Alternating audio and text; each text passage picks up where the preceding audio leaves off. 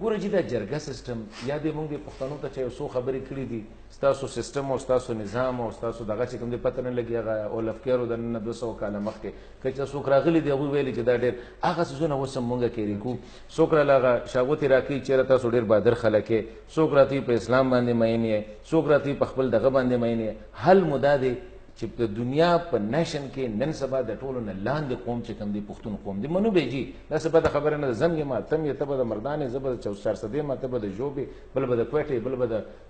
ننګرهاري خو حقیقت دا دی چې نن د پښتون لور خور مشر کشر هغه چې کوم دی په دنیا کې چې کوم دی د هغوی ریټ لګېدلی دی که نه د وجه دا ده چې د پښتون اډو څه حیثیت نشته دی یو خو دا دی چې د اف سی آر چې کله نافظ کېده د قبایلو نه تپوس شوی یا ریفرنډم شوی چې کله موږ د اف سی آر د ختمولو دپاره ریفرنډم کوو یا دویمه خبره دا ده چې مخکې موږ سره ثبوتونه د سوات شته د ریاست ام شته د بهاولپور شته د دیر شته سوات نه تپوس شو د سوات نه تپوس شو یا د دیر نه ریفرنډم تپوس شو یا د بهاولپور ژوب کې چې دا شی ختمو جی پورټ سنډمن نه چې دا چې کوم دی ژوب ډسټریکټ کې دنو چانه تپوس شو دستور کې یو خو دستور کې د دې کم سیز دی نه جرګه او آرټیکل 247 ما تاسو ته وویل دویمه خبره دا ده چې دستور کې د ریفرنډم څه ګنجایش شته نه او څنګه چې تاسو د ریفرنډم خو صورتحال هم ډېر خراب دی زموږ تاریخ هم ډېر خراب دی زه تېرو ورځو کې څه قبایلو سره تلم ګورنر هاوس پېښور ته او ما ته یو انتهایی ریسپانسیبل سړي په ګورنر هاوس کې دا خبره وکړله چې د پی ای خیبر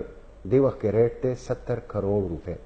بالکل 70 کروڑ روپۍ دی یاره جي دا څومره ظلم دی 1 کروڑ قبایل موږ د یو څو درجنه سرکاري ملازمین په غلامۍ کې غټه غټه جرګې ناست دي چې لاړ شي په چمن کې ولدونه غیا خوري غلامۍ کې ورکړي دي جی دویمه جرګې تاسو ته خبر وکړم تاسو ته علم د جرګې صورتحال څه جوړ شوی په فاټا کې غریب سړي له جرګه فیصله نه کوي جرګه د کرپشن یو ډېر لوی اداره جوړه شوې ماډرن سټیټ سیستم کې نه جرګه شته جی تاسو ګورئ مارز ورئ جی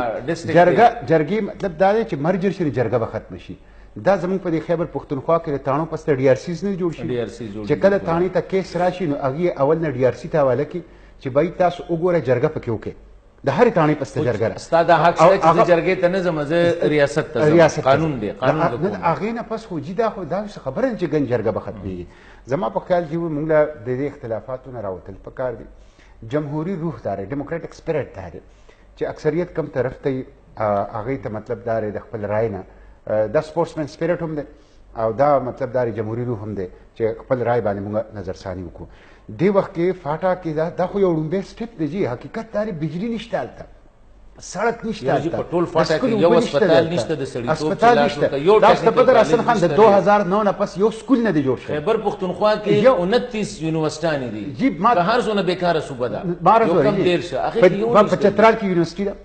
په اپر دیر کې یو انجینرینګ یونیورسيټي ده یو شرنګل یونیورسيټي ده په لوور دیر کې میډیکل کالج دی یو ملکن یونیورسيټي ده په سوات کې میډیکل کالج دی یو یونیورسيټي ده په ګونیر کې یونیورسيټي ده په مردان کې یونیورسيټي ده میډیکل کالج دی انجینرینګ کالج دی په نوخار کې میډیکل کالج دی یونیورسيټي ده په پېښور کې میډیکل کالج دی یونیورسيټي ده په کوهاټ کې میډیکل کالج دی یونیورسيټي ده په بنو کې میډیکل کالج دی یونیورسيټي یاره دا تاسو سوای او دغه په کور کې سره د فاټا پښتانه غریبانان د سکول بور ته نه ملاويږي سړک نشته بجلی نشته ګیس نشته او هغې د خوشحاله په خزانو د پاسه ګرځي یعنی دومره ریچ ایریا در منرلز حوالې سره زما په خیال باندې چې دا ریفارمز وشي پښتانو قوت پسې واشي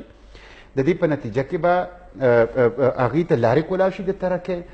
د هغې د پسماندګي به ختمه شي او د دې به انشاءالله په پښتنو هم ډېر مفید او مثبت اثراتي او په پاکستان په ریاست باندې هم او څنګه چې ما وویل چې کم امبیلنس دی زموږ سټیټ سټرکچر دې سره به دا سټیټ سټرکچر هم چې دا پښتو خو دا هم وایم